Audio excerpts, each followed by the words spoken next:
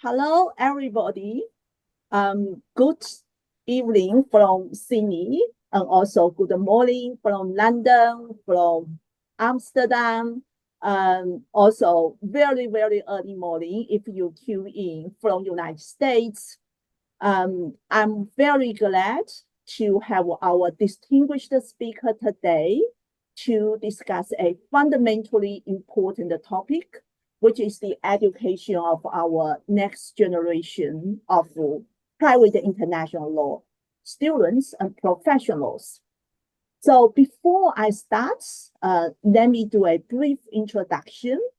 My name is Jing Huang. I'm the co-director of Center for Asia and Pacific Law in University of Sydney, and I specialize in private international law. And I also wear a double hat as a American Society of International Law interest group, the co-chair. So I feel I'm very honored to be the speaker moderator today. My colleague, Dr. Judge Tian, will be the moderator for the chat room and QA.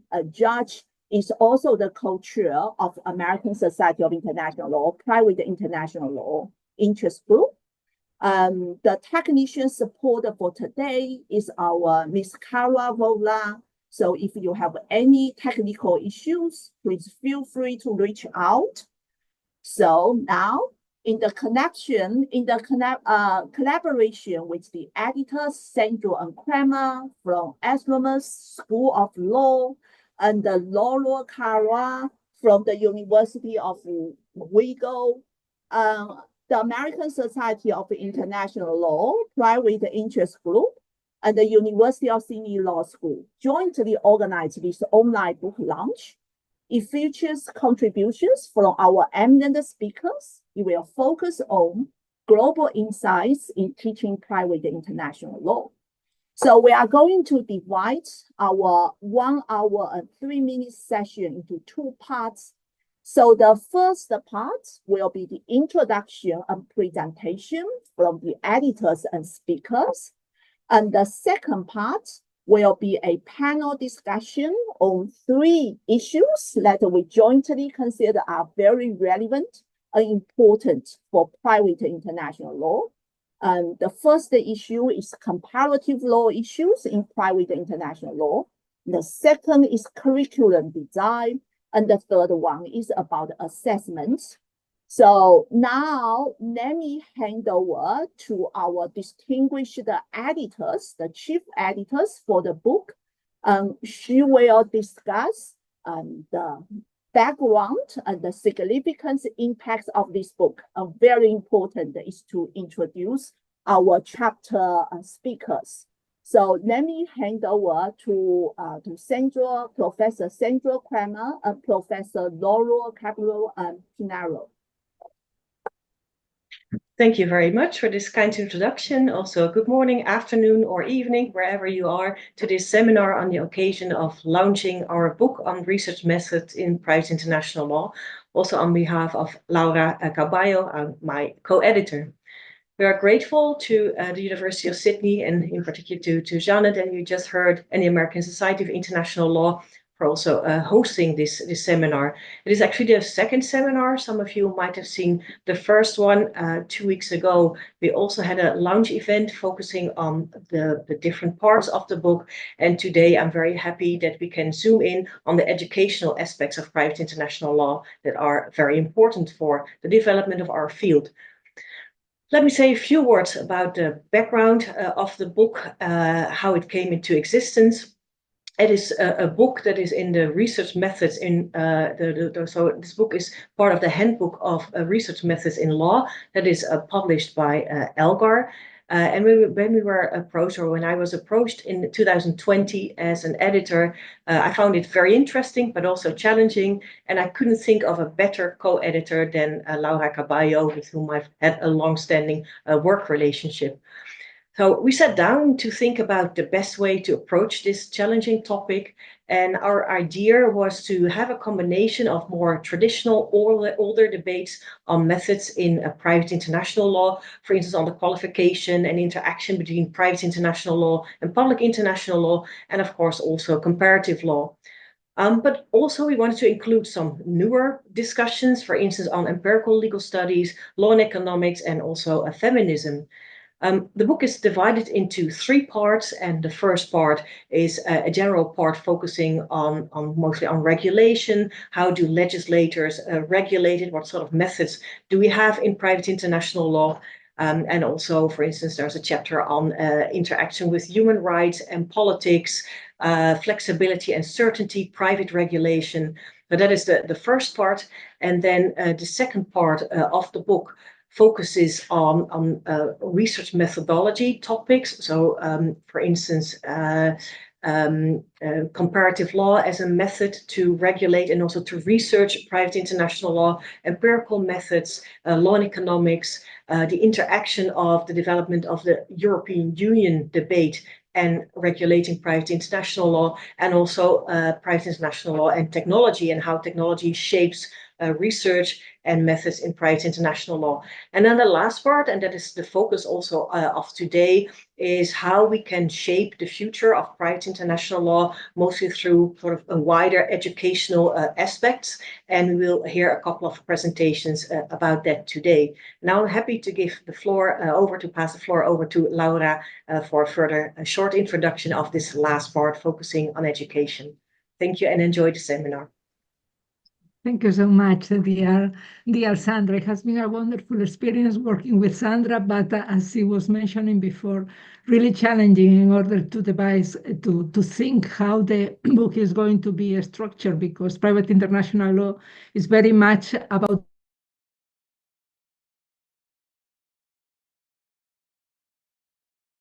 Laura, you are Sorry, I was muted.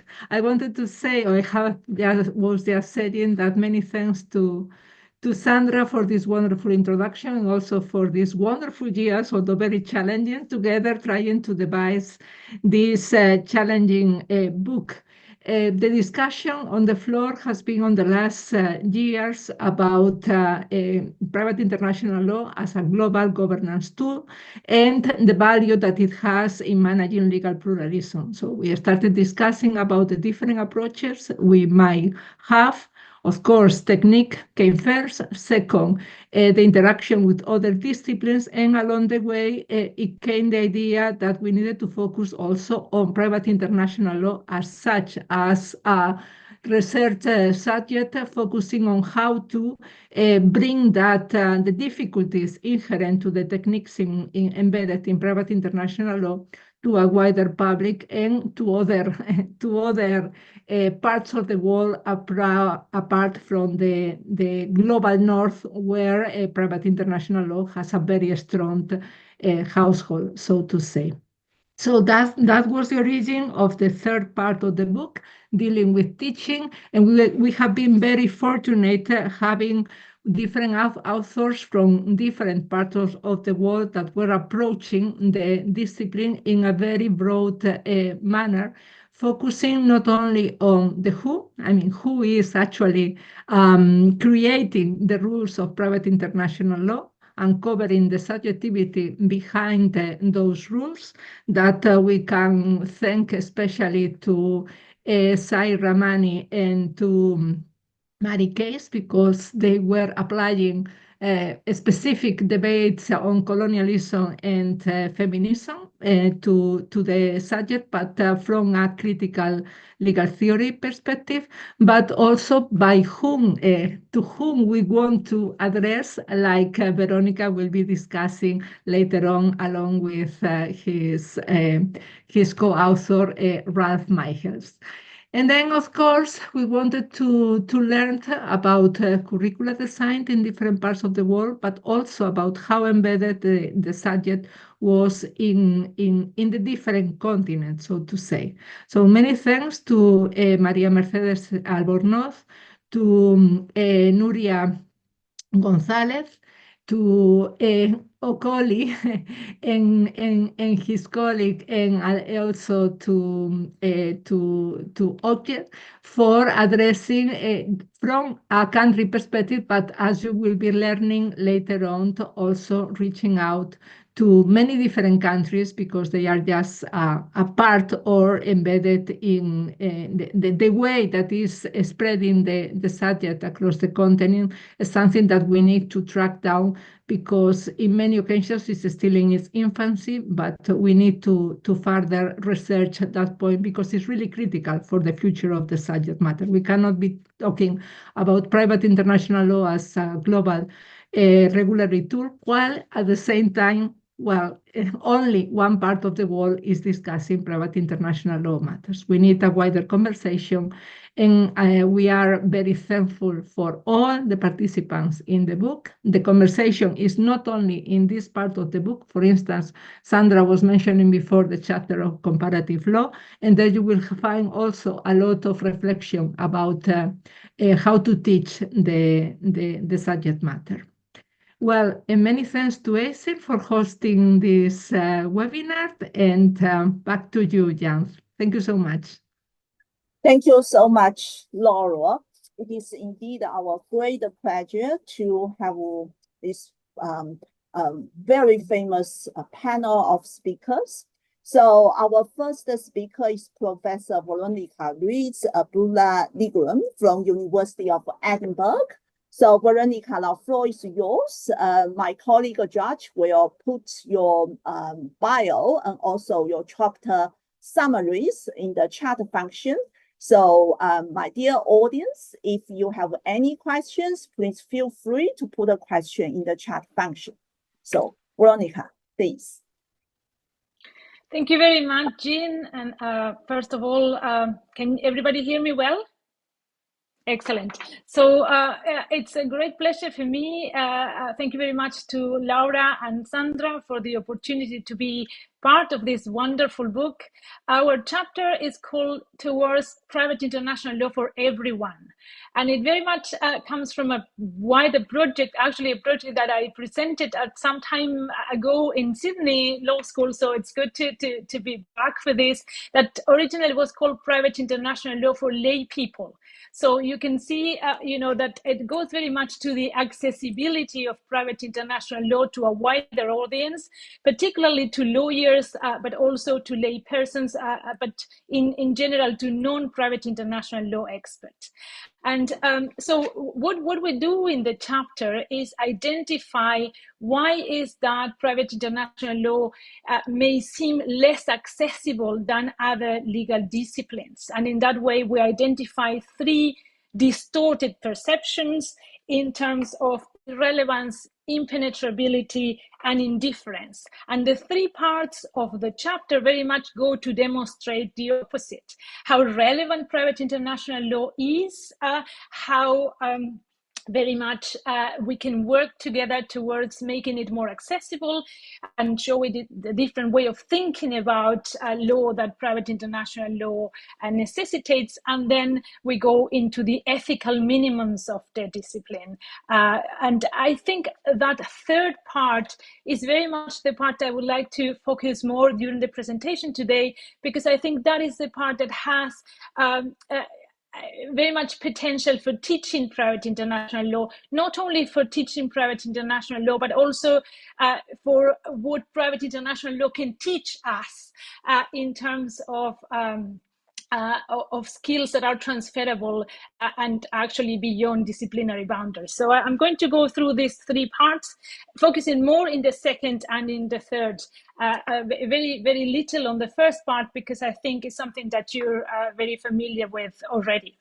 So that first part, very briefly, talks about the functions of private international law. And what we do in that is demonstrating that the coordination, the regulatory, and the facilitative functions of private international law are very much in a way connected to the functions of substantive law that lawyers and lay people more broadly may be already familiar with.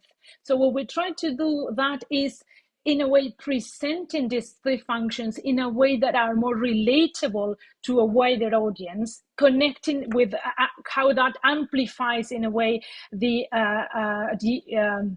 effects, the impact, the functions of private law itself. So that very much takes us to the more difficult to grasp function, that is the coordination function. And what we do in the chapter is trying to explain why is that coordination function is more difficult to grasp, and we come to the our hypothesis is very much that it is because it requires a different way of thinking about law. And the way of thinking about law that we are used to in within a legal system is not necessarily helpful to grasp that speciality of our discipline. So in that second part, we very much discuss the three features of that way of thinking that we consider to be crucial to understand private international law. And these are private international law as intersystemic thinking, how that thinking is heterarchical, and how crucial it is that that thinking is pluralistic. And I'll spend a few minutes trying to explain what is that we mean by intersystemic, heterarchical, and pluralistic.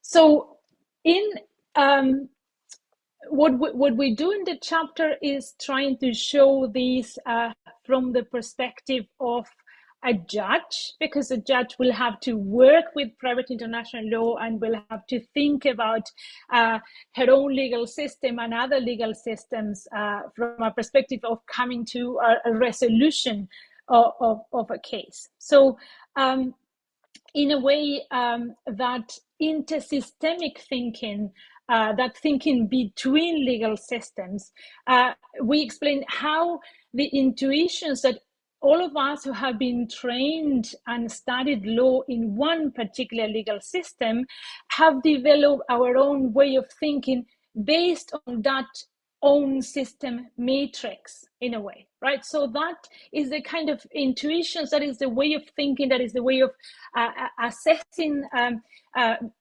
different balancing acts, we can say, between different interests, policies that the law at different points is trying to reach. And we take contract law and contract interpretation as an example of how this balancing act need to be done within a legal system. And what we then say is that that kind of way of thinking within a legal system is unhelpful, because very much the task of private international law is different. The task of private international law is very much creating a language that allows for different systems to interact, different things, different ways of approaching a same issue interact. And for that, in a way, in between thinking, we need to be very aware that our intuitions can, in a way, be on the way. And we explained that how in many private international law cases and history of private international law, that has tended sometimes to favor what we know in the discipline as the homeward trend, right? And that's something that we have to somehow overcome. The other feature of that thinking that it is heterarchical. So in that sense, it's done from a position of horizontal relationship between legal systems rather than an issue of superiority. There may be we provide examples of that, but what that way of thinking reveals is that it's the contingency of our own private international law, and the way that a private international law operator, in our example a judge, needs very much to have that, and we name that, has been named before, like that schizophrenic position, that we are on the one hand based on our own way of thinking about private international law, trying to relate with the private international law rules of the other system. And we put the example of Renvoi, which is an example that is very much about that, trying to do things also in the way that the judge in the other legal system would have done it. So in that sense, putting flesh in that way of hierarchical thinking. And for doing that way of thinking, or engaging or grasping that way of thinking, it is really important to understand that that thinking is indeed pluralistic. And we borrow from authors that have worked on what is pluralistic thinking in terms of a deep form of open-mindedness that actually endorses multiplicity and complexity in the world, and very much takes plurality and pluriversality as a fact. So we all know that in private international law, that is the very reason why private international law, is necessary, the diversity of legal systems, the plurality of legal orders. But I think what engaging with that is what pluralistic thinking requires, and engaging with that in a way that and that takes me to the third part, from a position of not only recognition of the other, but actually taking the other seriously. And that is very much what we move on to the third part that goes into the ethical minimums of the discipline. I think, so I'll move to the third part, which is the part I want to concentrate on. But I think that understanding of pluralistic thinking as a way of understanding how important it is, kind of positionality in private international law, is really key to developing critical thinking in our discipline, and in teaching critical thinking, and for the new generation of legal, not only legal scholars, but actually for the new generation of practitioners and broadly kind of talking to the broader audience, for the new generation of citizens that are going to engage in tackling the global challenges that we all are facing. So with that in mind is that we go into private international law as an ethos, and is that engagement with the other that we talk about there. Before that, I think in something to add in relation to the pluralistic thinking is that, in a way, in that way of thinking, private international law has a lot in common with comparative law. And we've heard in the first book launch a lot about comparative law and private international law from Professor Diego Fernandez Arroyo, that has also a wonderful contribution to this book. But private international law goes a step further in relation to what it does with that plurality of legal systems. And it actually has to provide for a resolution. Right, so there's another step that goes into the resolution, and that resolution in private international law, that engagement is done through technique, and we know that, and Laura has already mentioned that that's a key part of embracing the technique of our discipline. So it is that technique that sometimes it is perceived also as a formalistic and in a way deprived from ethical considerations, or this myth of the neutrality of private international law based on the use of technique. What we do in the third part when we talk about private international law as an ethos is very much demonstrate that technique is the way of actually working with that ethical minimum. Is the way of or is the modus operandi, you can say, of private international law, but is via technique that ethical relevance becomes operative in a way. So in terms of the third part, the ethical relevance, and I'm going to do that in 1 minute, and hopefully we have more time to discuss. We talk about responsivity, we talk about cultural humility, and we talk about interculturality or cultural competencies.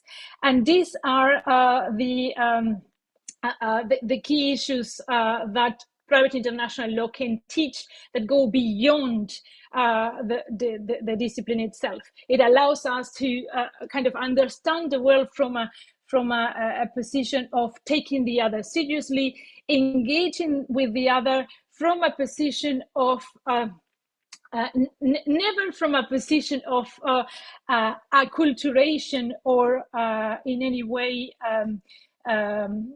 trying to impose, but very much from the position of understanding that our own laws are contingent to a particular set of history, of context, and the laws in other legal systems are in a way also coming from that. And it is in that relationship between laws that we have to develop that cultural competencies, that cultural awareness, and allow for that dialogue between laws, which is a dialogue between cultures in that sense, from a perspective of cultural humility.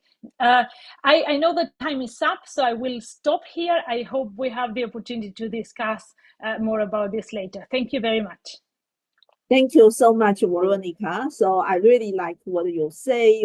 Private international actually is not only to people who teach, research, or practice private international, but also is for the next generation of citizens.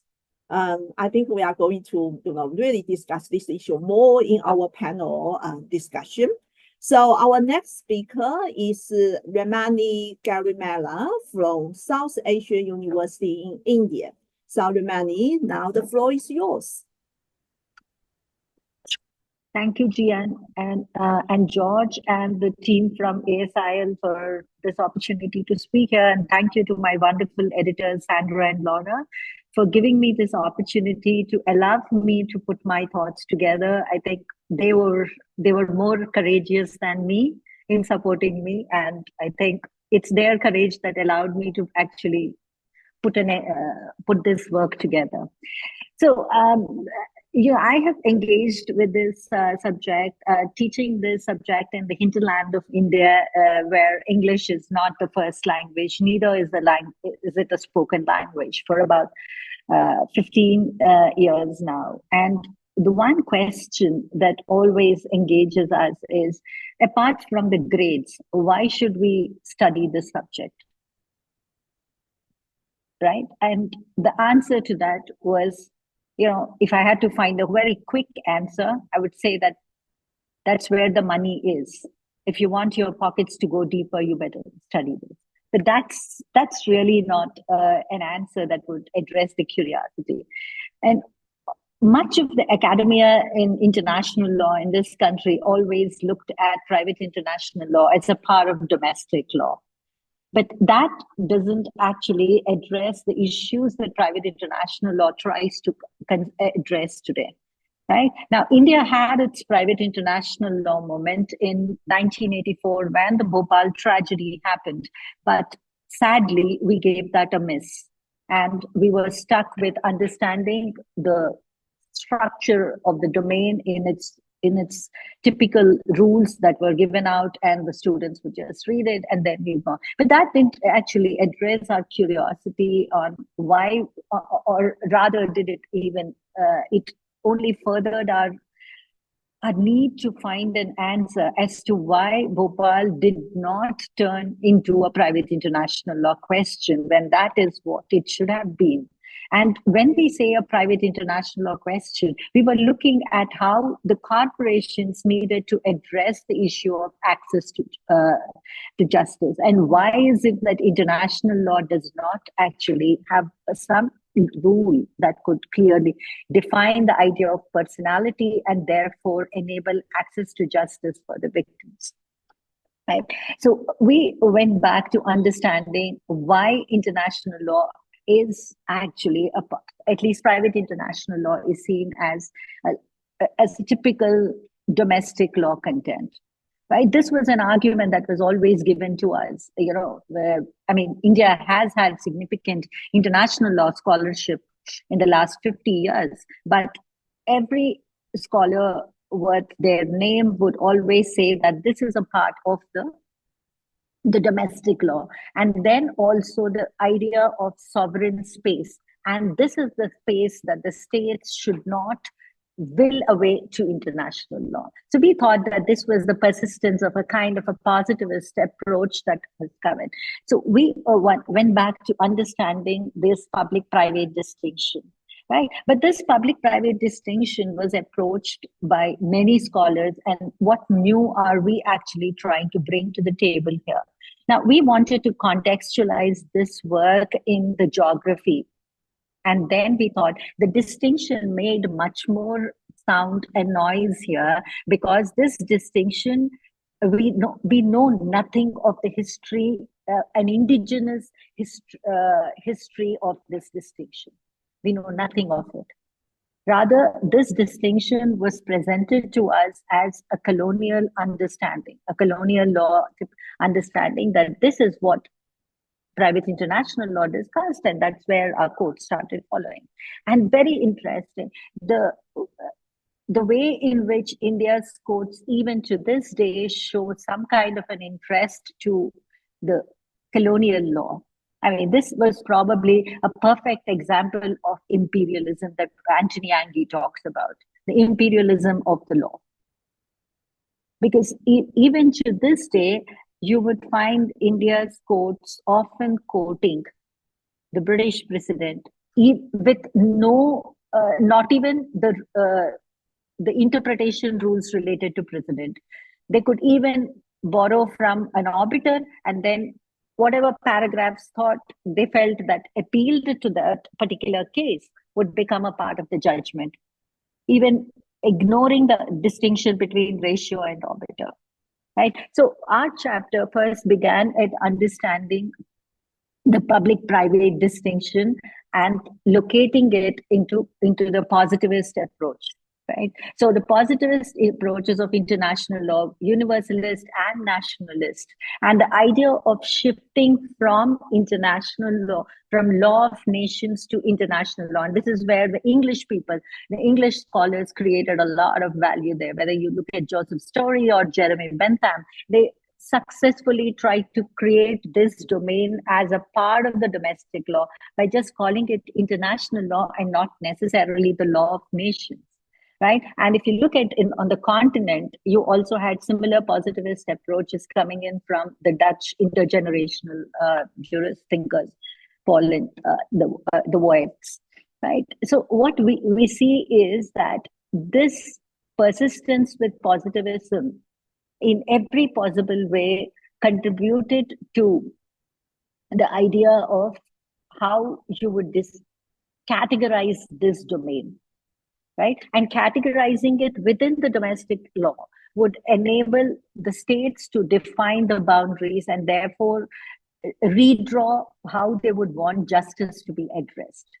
So justice no longer remains a universal goal or a universal as a part of universality as far as private international law disputes are concerned. And that today impacts much more on the access to justice. Now, when we moved to colonialism, what we really found was that the colonial powers that were major players in the South Asian region, and I'm including the modern day Sri Lanka, Ceylon was also part of the Roman Dutch law, right? So they imported this distinction to serve their ideas of, territorial expansion, right? For example, one of the oft-quoted statements of Dicey, which also, unwittingly found their way into some Indian jurisprudence, is when Dicey said that was making a rule which said that if a person came from an uncivilized nation, right, the choice of law rules or the domicile rules don't apply. Right. And then when you understand the civilized nations the permutations of this, you would really find that this was a method in which the imperialism of law extended to these territories, because they actually delegitimized the statehood that hitherto existed in this region, so that it became a method for them to push their law, right? So, for example, if you look at all those international law conventions, the Montevideo Convention on Recognition and all of that, they actually changed the grammar of statehood to meet the needs of their the territorial expansion, right? And that became the path. So what we essentially lost here is that while we have history of private international law, historicity of private international law was missing, right? And that historicity never had its indigenous understandings, right? So effectively, the rules that are there today are there because they have become some techniques of interpretation of bycodes, right? And this was one of the main reasons why we lost out on the Bhopal moment, as I said. So this chapter actually tries to present the public-private distinction and locate that distinction in the colonial approaches as well, and then try to exemplify this via India, right? And we make a plea that we need to revisit this, and we actually call this as a TWAIL approach, because TWAIL is pivoted on the idea of colonialism and imperialism. And we wanted to we are presenting this work as private international law rules that exist in India as an imperial content of the law. And unfortunately, it became a method of doing business, because now they are stuck there as the precedent from the court. And unless there is a legislation or more participation in international law, in the harmonized law, more participation, but countries from the global from South Asia especially are apprehensive about participating in the harmonized law, because in the making of the harmonized law, these countries did not take an active part. And that's again where we bring in the TWAIL approach, the participation of the third world countries in the making of international law. Right? So this chapter is an attempt at presenting that perspective. Thank you very much. Thank you so much, Ramani. So actually it's a coincidence, and this afternoon I just teach my students the historical origin of assume our law is the same as assume the foreign law is the same as our law when we proving of the foreign law, and the historical origin actually is the British colonization, right? The UK law was thought to be superior, so we assume the foreign law is the same as our law. So thank you so much for this historical background, and I think it's so important that for our general citizen, as Veronica has said, and also for layperson and our next generation professionals, they need to understand the history. So thank you so much, Veronica, Ramani. Our next speaker is Chukwuma Okoli from University of Manchester. Now the floor is yours, and Chukwuma.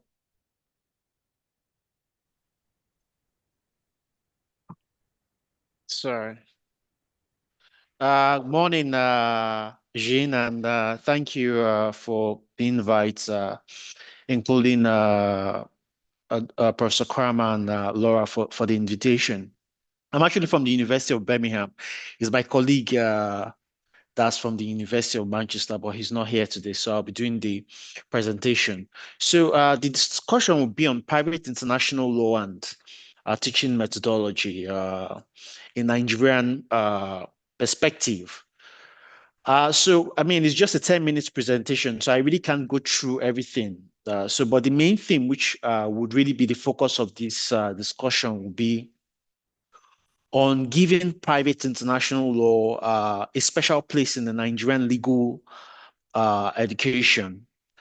And Nigeria is definitely important, probably the big deal in Africa, because it's the biggest economy in Africa. I think it's always been competing with South Africa. Today, South Africa is the biggest. Tomorrow, Nigeria is the biggest. So it's between Nigeria and South Africa. So it's definitely one of the biggest economies in Africa, either number one or number two. It's always changing almost every week or every day.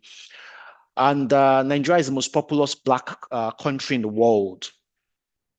So it's prior international law and teaching methodology in Nigeria. It probably reflects what also happens in other jurisdictions in Africa as well too. So it's something we should pay attention to. And of course, we can only focus on Nigeria because we don't really know precisely what happens in other African jurisdictions. But our assumption is similar because we work with other African scholars as well too.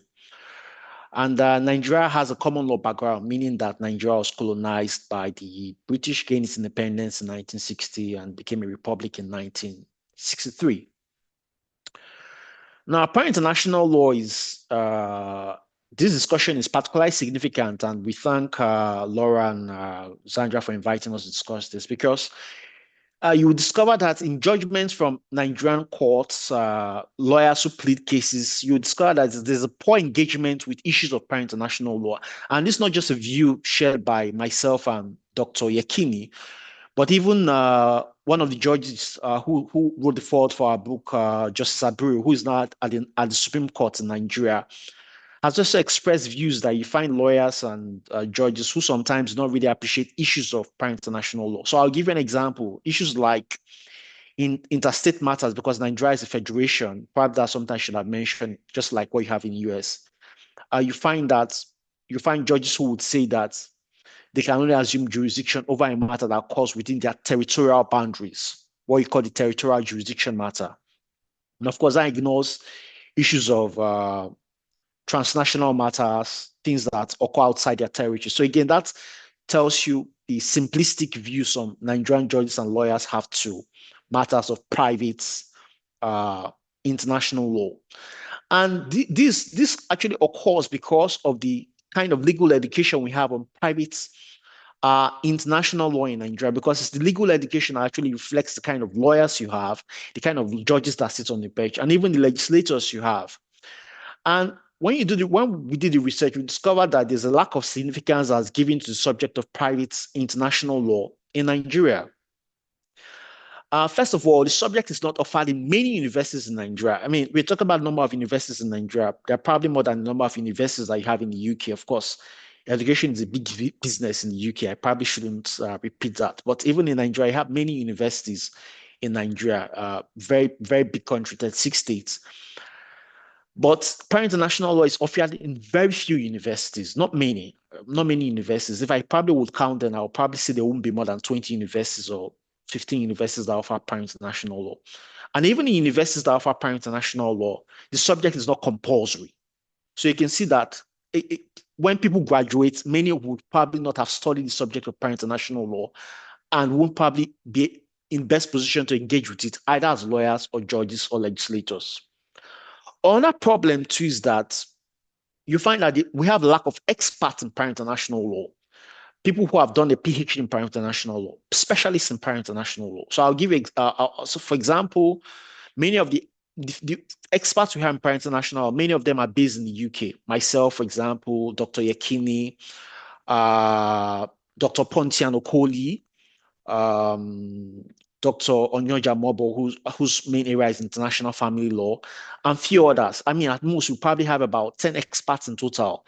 And even those who are in Nigeria, the experts we had, for example, Professor Agbede, Olaniyan, they are not research active. Agbede was probably last research active in the 1970s or 80s. Olaniyan was last research active in 10 years ago. So, those who are really on ground are very few.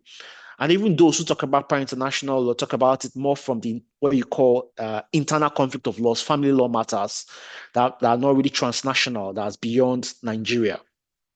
So there are very few experts on the subject in Nigeria. And this also means that we also lack a variety of scholarship on the subject to teach the subjects in Nigeria. So, for example, the book which I co-authored with Professor Richard Opong is regarded as the leading text on the subject in Nigeria. That's something that was attested to by Justice Abiri of the Nigerian Supreme Court. There are other texts, but they are not as comprehensive as that, and many of them are probably just focused on jurisdiction or other aspects of Para International. They're not comprehensive enough, and many of them are also outdated as well too. For example, that was written by my lecturer when I learned Para International law. He actually uses our book now to teach subjects in Nigeria. And so this, unlike what you have in other developed countries like UK, maybe Germany, France, and so on and so forth, where you have a ton of scholars or experts in Para International. If, for example, I do EU Para International law as well too. But if, for example, I went to become an expert in EU Para International law, I might probably drown in the ocean because you have many, many experts in EU Para International law that it's difficult to claim expertise in the subject compared to those you have. But in Nigeria, we are really, really, really very few, and this reflects the amount of scholarship that's used to teach subjects in Nigeria. And this is also very important. Something we really talked in the discussion is that there's a lack of exposure to comparative perspectives. And when I mean comparative perspectives, the only comparison that is made is only English law. Those that were taught what we inherited from our colonial masters, which is really not good enough. So there are no comparisons to what happens in the EU, no comparisons to what happens in US. And for example, I think probably even more important, no comparisons to what happens in other African countries, for example, South Africa, Ghana, Kenya.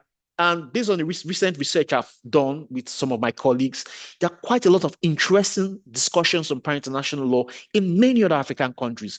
Judges doing fantastic jobs, but we don't really see this a lot being reflected in scholarship, in jurisprudence, in discussion on Para International law in Nigeria being taught by teachers in the subject. So what we suggested was that there are actually open access materials on the subject on Anglophone African Para International law that teachers can use to teach the subject in Nigeria and other African countries, not just comparisons to global north, but comparisons to global south. And lastly, before I close, we also discuss the issue of mooting in Para International law. For example, you have the Pax moot, which is well known globally, but we should also have something locally for Nigeria and Africa as well to stimulate interest of students on the subject in private international law. They have mooting in Nigeria, but it's only restricted to issues like public law, constitutional law, but issues of Para International law are usually not reflected in the mooting. So to conclude, I definitely think giving Para International law a special place in Nigeria, not just Nigeria, Africa is very important because I think it will significantly contribute to our economic development and prosperity as well too.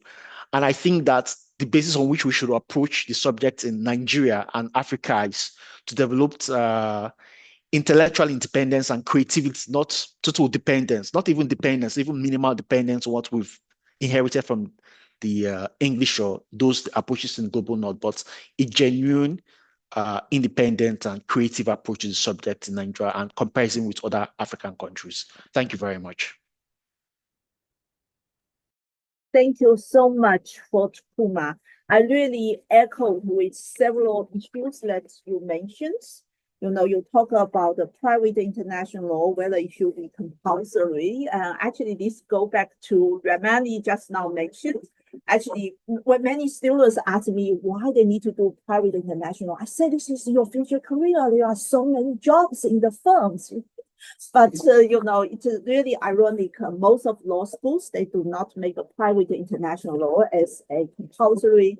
I also echo your points like mooting, arbitration is so popular, with moots, right, is a very important driver. Yes, indeed, in private international, we do not really have a international mooting issues, and this may be an interesting topic that our distinguished panel can discuss. Okay, now let's move to our next speaker, which is Okoye van Hoek from University of Amsterdam. So Okoye, here the floor is yours.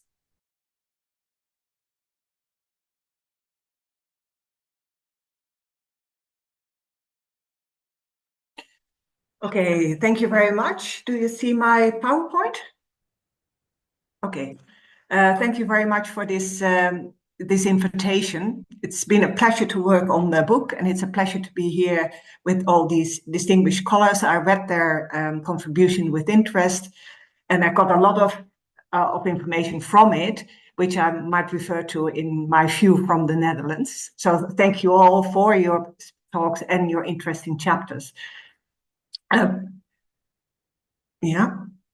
Basically, what I'm trying to do in my chapter is to go through the curriculum designs and issues that pop up when you're trying to devise a course on private international law within the wider context of the law school. And one of the things that struck me, and it struck me again in listening to all your contribution, is the importance of context. That's why I started my chapter with what actually is the context we teach in the Netherlands, and then different, for example, from what I hear from Mr. Okoli, is that the context in the Netherlands is very dense in information. So we've got a lot of sources, a relatively high number of international cases, but still it's a rarity in practice to come across it, except when you're working in a more specialized field. So what we all have in common is we try to teach something that's really important, but still is not very prominent in daily practice. So one thing we want to do is to have this kind of light that goes on. Oh, there's something on here if someone approaches it. But the other thing we noticed is that we have got readily accessible but very complex set of legal sources. When I studied law, private international law was largely unwritten law, so case law was the important source, and we talked a little about doctrines and theory. This is completely different now. We've got an overflow of information. We've got codification of national law. We've got a lot of regulations from the EU and a lot of international treaties. So an important element of teaching private international law these days is how to navigate this plurality of sources. So that's completely different than when I studied law way back. We also teach in the European context of recognition of diplomas. So basically the background on which we teach is similar in the different countries in Europe, yet we still have different solutions to how we fit in. So basically we've got end goals which are prescribed by the European system on knowledge, skills and attitudes which we have to attain.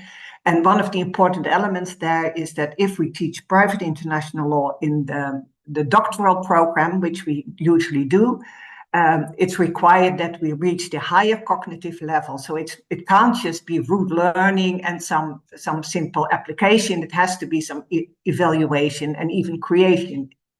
So that's quite a challenge if you want to fit that in. Basically, the way we develop our curriculum these days is through constructive alignment. It basically means you start with the learning goals. From the learning goals, you develop a teaching program, and based on the learning goals and the program, you develop your assessment system, and they have to align. Yeah. So if you have a goal, it has to come back in what students do during the course, and it has to come back in the way you assess them, both informative and summative assessment. And that is basically one of the challenges we have when we're looking at the learning goals. Again, you've got knowledge-based, that could be both system knowledge and detailed, skills and attitudes. And if I look at what we think is special about private international law, also listening to you, basically one of the special things is that we want to teach something that basically I think relates to attitude. Yeah. It's an inter-jurisdictional skill, it's an intersystemic skill. It is kind of a litmus test for domestic law. Why do we have this rule and for whom do we actually make it? It's described as living comparative law, a place to challenge domestic law. And it all is meant to foster openness, diversity, and mutual respect. Yeah. And if we talk about critical attitudes, we're thinking of private international law as the infrastructure of the global economy, and private international law as a remnant of colonial hierarchies. there we come across the fact that we need external points of view in able to teach it. So we've got an attitudes we're trying to reach, and we want actually to engage with external perspectives, trails, critical theory, political economy. And basically, I think that's asking a lot. So my conclusion is basically you have to make choices. Yeah. And then I took a look at the different textbooks that are available in Europe and the different courses that I could find online. And I saw kind of 3 different ways to approach it, 3 different course designs, which also represent choices made in where you put the emphasis. And one of them is to take a single legal system as a starting point, which is basically the choice I made in my course. I started with Dutch law and or European law, depending on the English or the Dutch version. That allows me to cover both jurisdiction, applicable law, and recognition and enforcement. I start with jurisdiction because choice of law depends on jurisdiction. You have to know from which position you actually study choice of law to be able to know which sources to use. That's an important element in my English course, that you always say, first decide from which point of view you're going to answer this question of choice of law. Is it from the position of the Dutch court, or is it from the position of a Belgian court? Because then you might see different things. So there's already a comparative element there. But the other reason to choose jurisdiction is very much European based. The oldest instrument we have is the Brussels 1 bis regulation. So most of the case law on certain concepts is in the case law on jurisdiction, which makes it a more natural flow to start there. And then, of course, you have to decide, so I've got to do jurisdiction, applicable law, recognition and enforcement. Can I do it for the breadth of private international law? Even in the law study as a whole, you can't cover it all. Yeah. So even in the topics, you have to make a choice. And I made a quite drastic choice. I only deal with basically money issues. So I don't do any family law. And that's a very drastic choice, which can be debated and can be criticized, because some of the techniques of private international law are much more dominant in family law. But it allowed me to at least reach some deeper levels of understanding.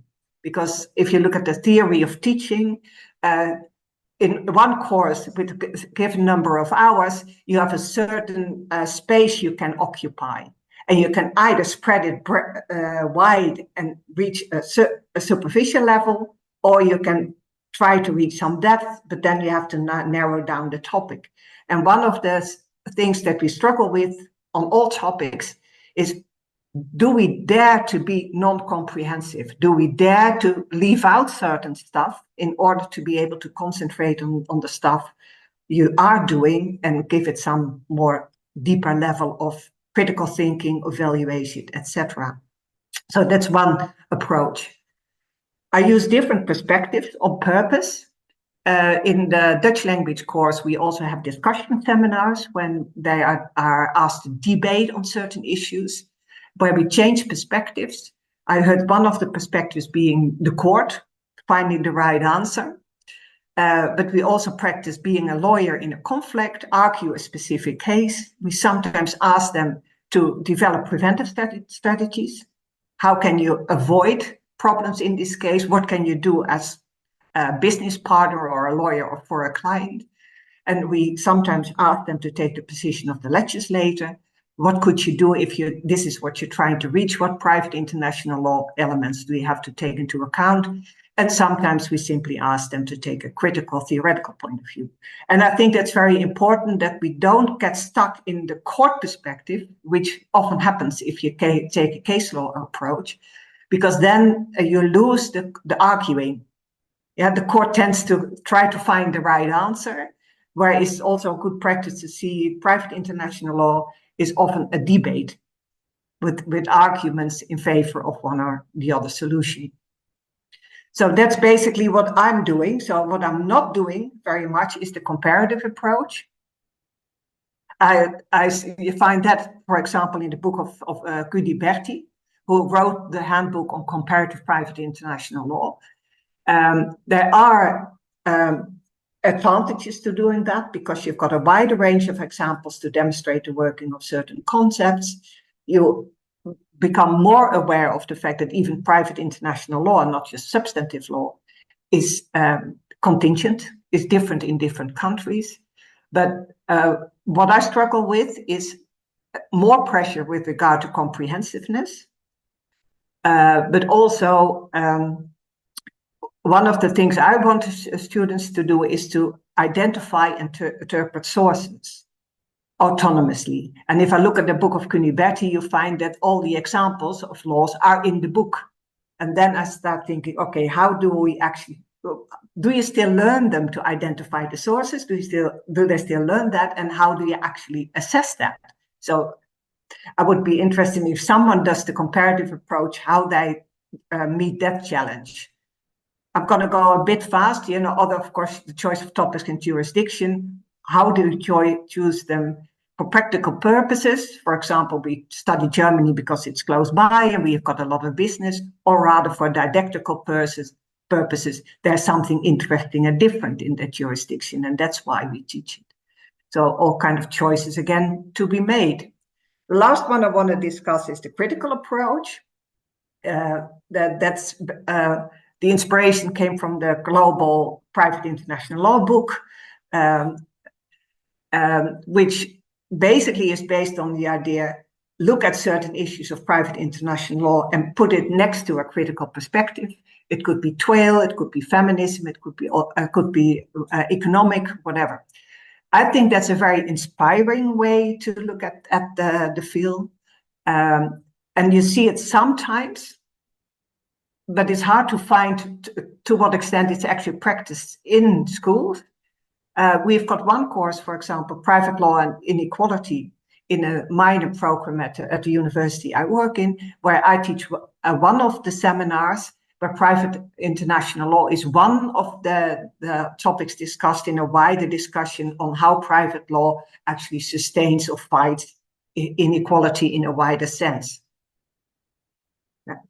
But of course, we can also look at how critical approaches are introduced in a more traditional private international law course, like they're done in Sweden, the article by Sinan there on how they try to reach the higher cognitive level.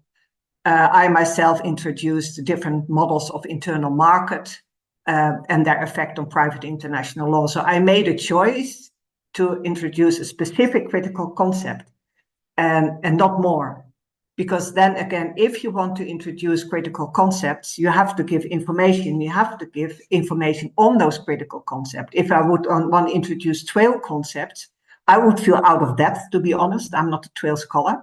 But I would also have to hand them enough of information for them to both understand the private international law and the TWAIL concept or the feminist concept. So there's a challenge there, both on the quality of the teachers and the qualifications of the teachers. Can they actually do that? And what do you give them by way of materials, and how do you again assess them?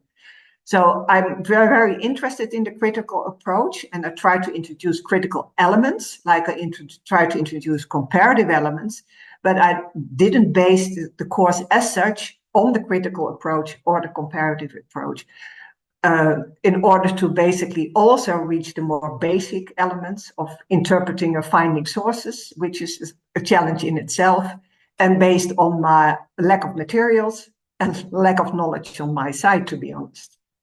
So basically, that's what I would try to say. You have to make choices. We've got 6 study points to fill, which is hardly anything, and that's it. So you really have to make drastic choices, and then you have to decide, what am I going to concentrate in? How can I make clear how that contributes to the overall goal of the program? Also for people who never practice private international law, what is the transferable skills that we give them in this course?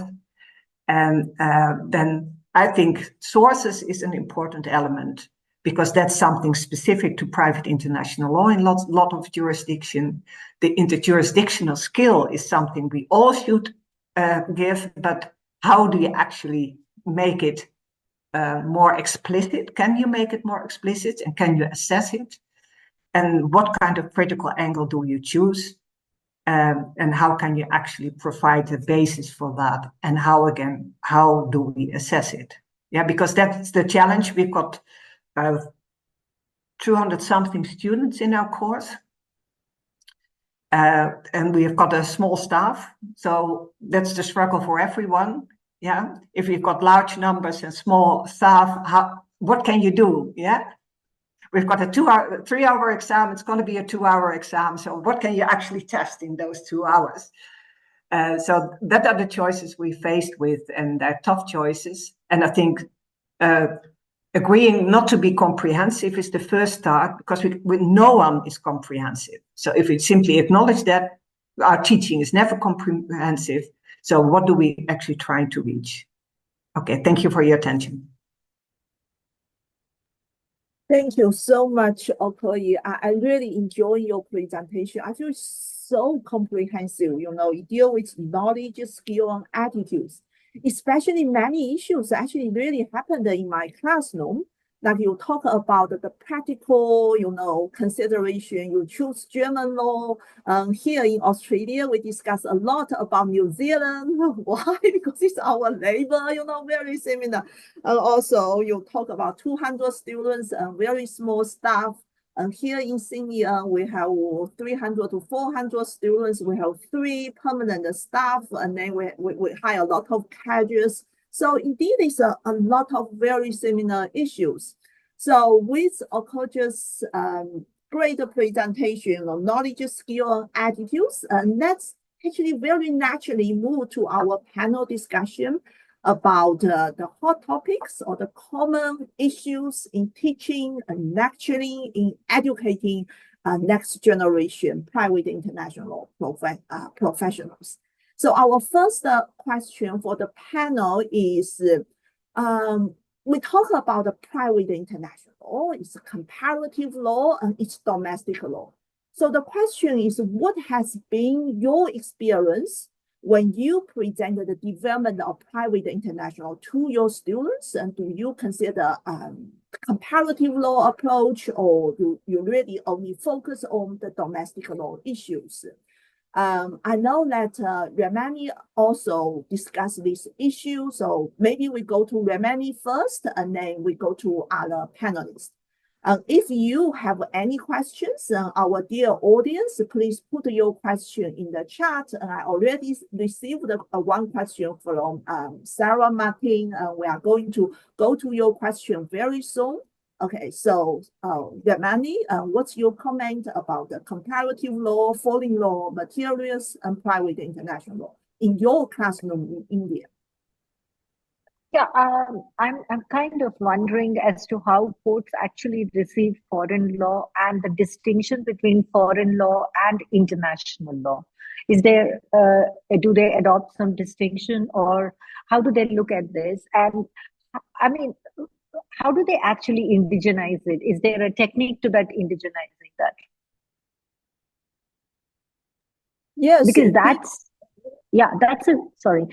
a point of concern for us, because many of the times when we read these old English cases to the students, it just makes no sense.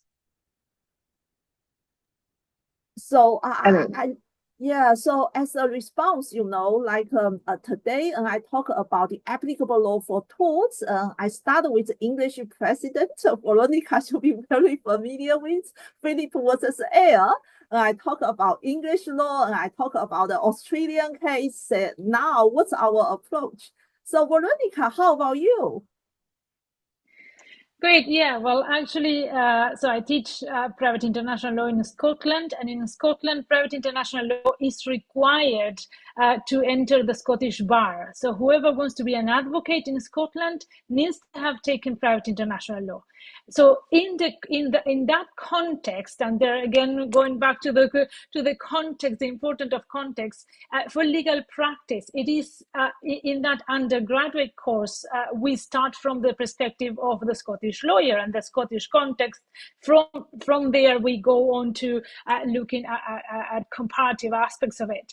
But inevitably LIMRA, we teach private international law at other levels as well. So for instance, we have an honors course that is an optative course, an optional course, where we do actually have a comparative perspective to that, to private international law. I very much engage in with different jurisdictions.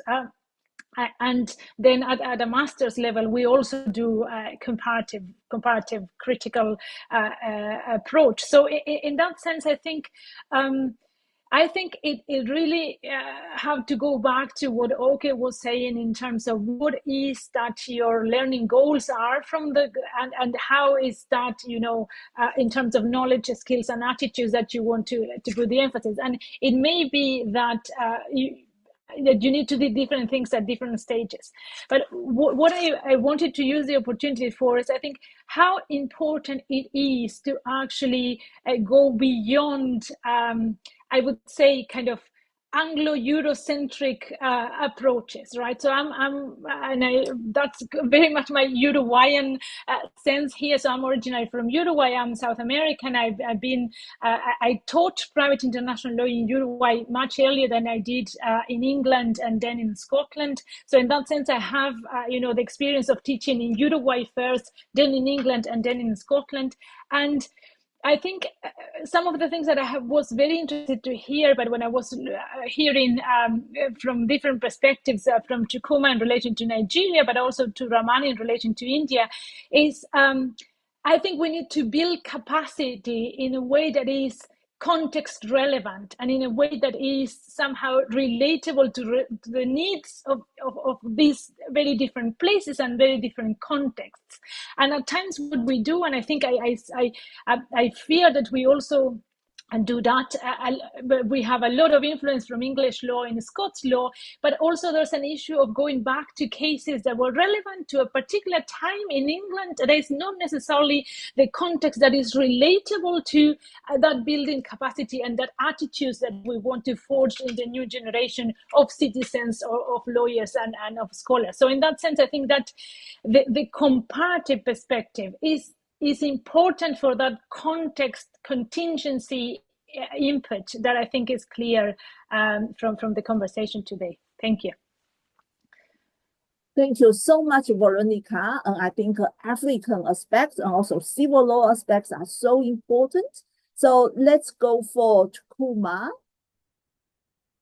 So how about the comparative law, comparative private international law in African countries? Yeah, thank you very much, Jean.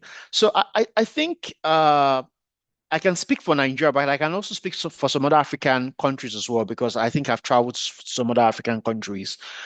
And when it comes to Nigeria, comparative law aspect is really not impressive. The only comparison is usually made to English law, you know, and as many of you have said, you know, it's mainly based on what you inherited from colonial times. For example, when you talk about domicile was usually used because the Englishman wanted to retain his own status, you know, so that when he comes back to his own country, the law of his own country will continue to apply to him, irrespective of how long he spent in a foreign country. And we can give many, many examples. But South Africa is a bit different, because I've actually been to South Africa. I've met with Jean Niels, and I've looked at what they do in South Africa. It's really impressive. They do quite a lot of comparative law in South Africa, you know, not just to other African countries, which they do as well too, but to the European Union, sometimes the US as well too. So South Africa seems to be quite mature when it comes to international law. But when I look at comparative law, I'm not just looking at it on the perspective of colonialism, you know, decolonization, which is now like a buzzword used by many people in recent times. But what I'm really looking at is more from this perspective of intellectual independence and creativity, because you can really learn from other legal systems, and you can look inwards and say, how can you really improve what's going on in my own legal system?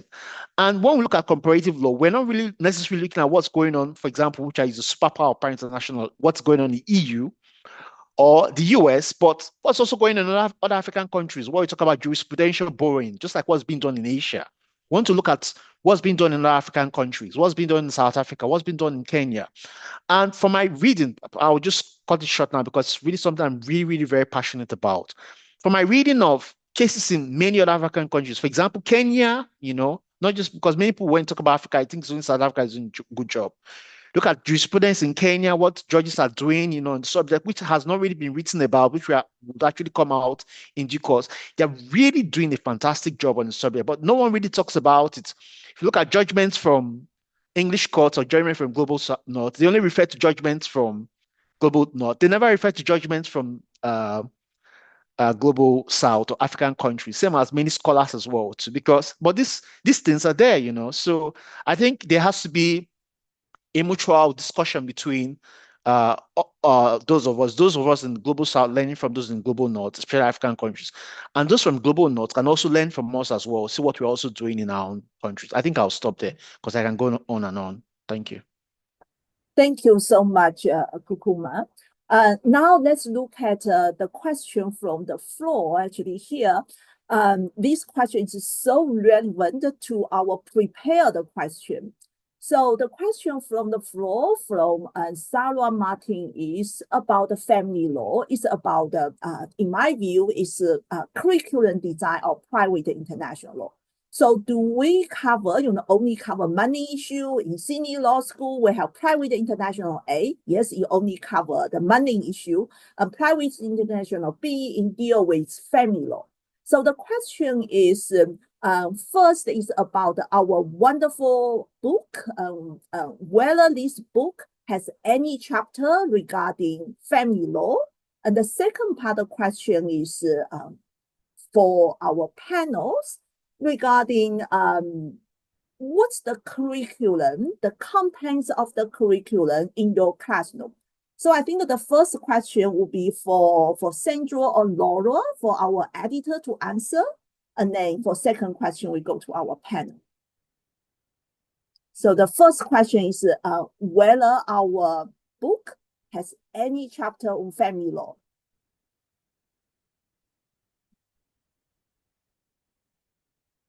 So Sandra or Laura? Yeah. Yes, Laura.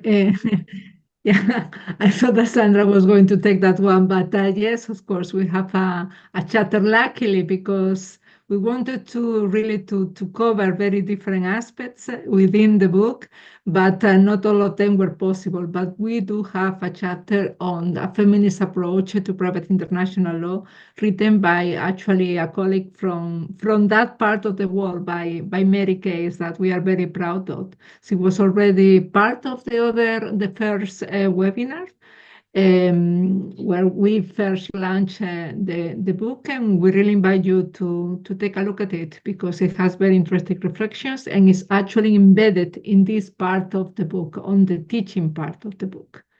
Thank you so much, everybody, for the wonderful presentations. Okay, now let's go for our panel. I think just now, Akuja already mentioned that her course in Amsterdam actually does not cover family law issues. So I would like to know, how about other panel members? So maybe we can start again with from Ramani. So how about the situation in India? Do you cover only money issues or you cover other issues? And also, do you, which section you start? You start from jurisdiction. I think Okoye just now mentioned here, I also start with jurisdiction. Or do you, start with choice of law, for example? Yes. Oh, we follow the same traditional pattern that is available for us. So, it's the same model that is there. The jurisdiction, choice of law, and execution of judgments, recognition. That's the model that we have. And we also have family law matters as part of it. And here we also have the interpersonal law. The interpersonal, this one, that's another concern for us, that's another area where, so the courts often use this as a place for pluralism, but it has its downside as well. And we also look at that aspect as well. So it's a very expansive course, which you name everything under the sun and it goes. But what we also do is we have a separate course called International Commercial Law, where we look at the convention space and also the other, the carriage laws and all of that, the historical development of the carriage laws.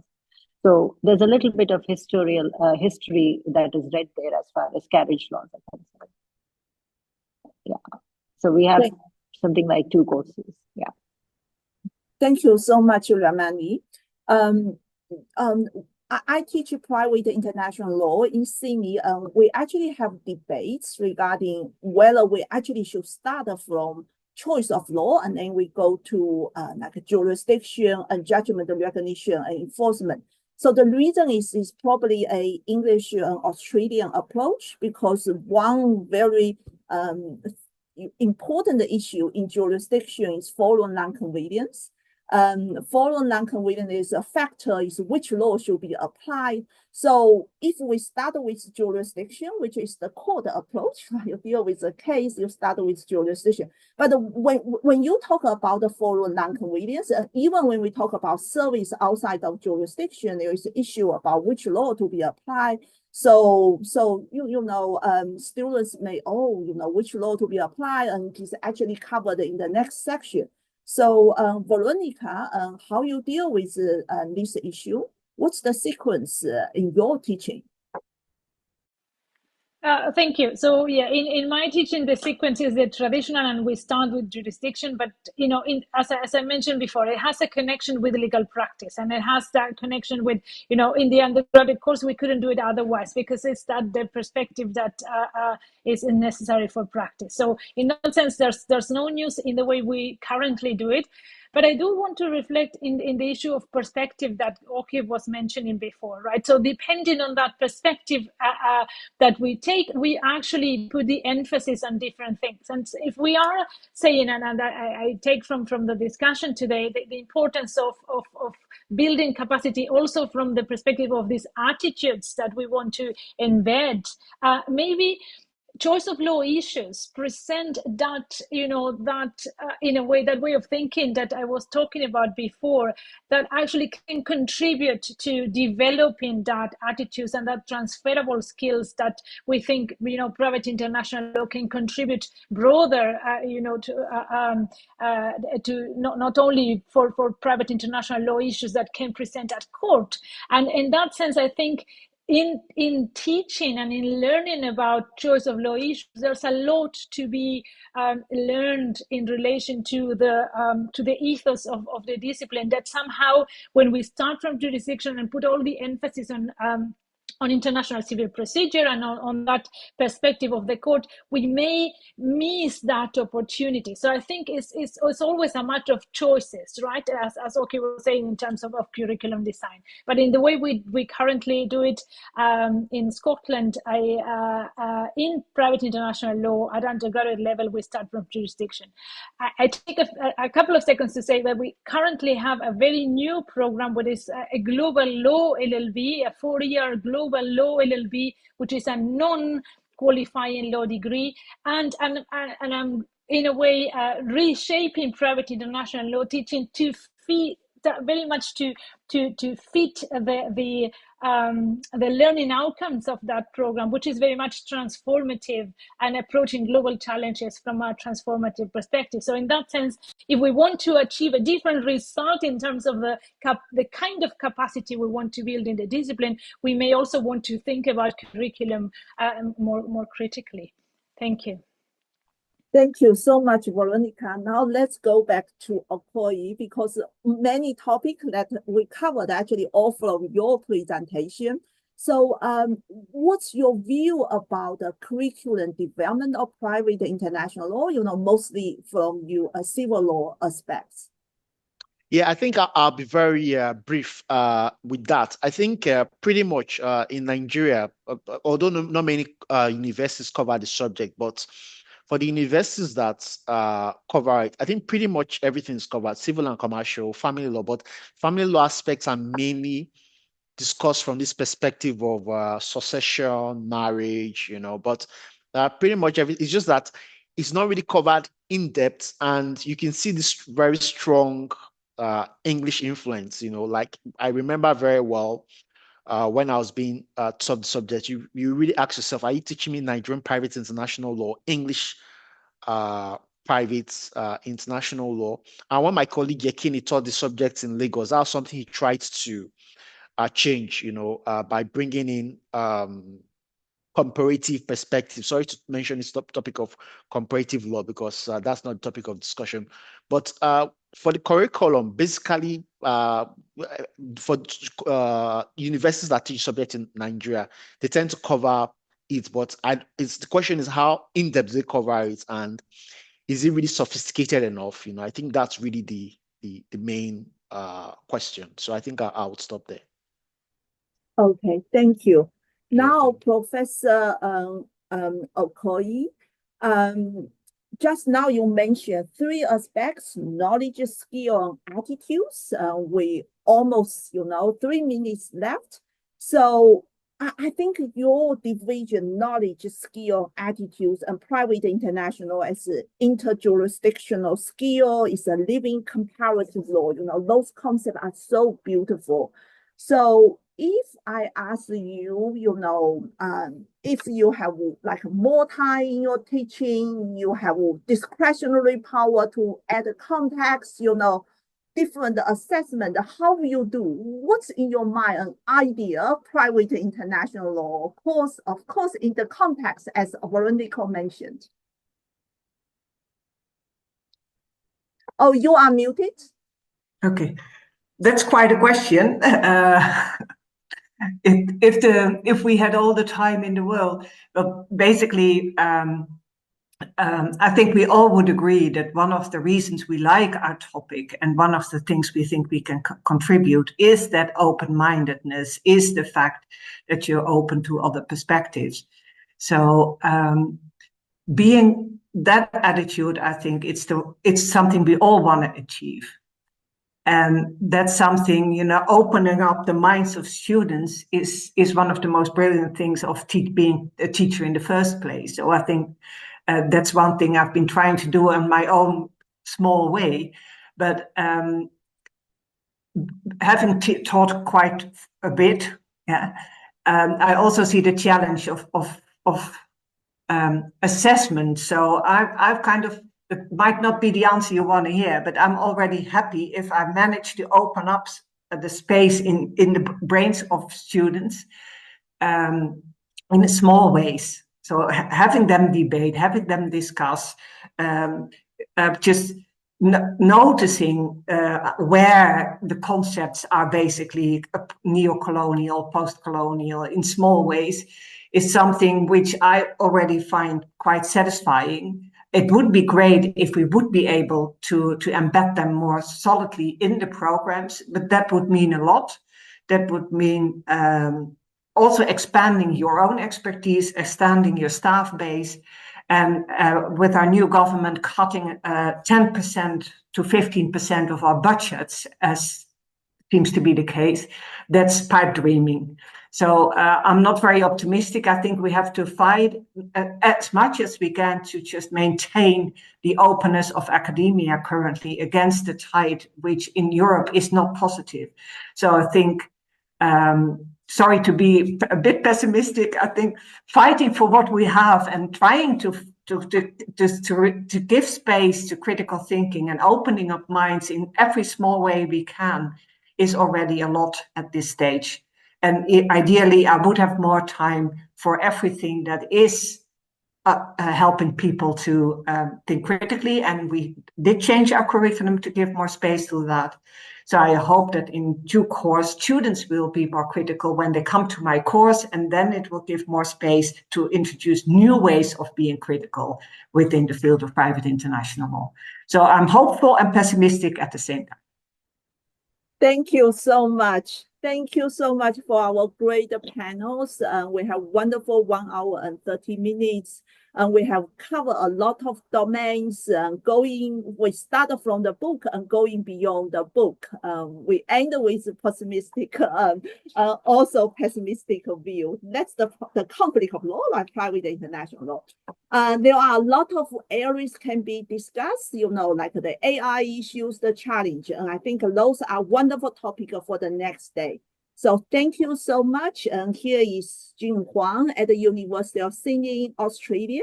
And I would like to deeply thank you, our distinguished speakers from around the world and our audience. And very important that we have two people that work behind the scenes. One is my colleague, Dr. Judge Tian from University Technology of Sydney, and he moderated the chat. Also, my colleague, the technician support, Vero Kara. So thank you so much. I hope to see you next time.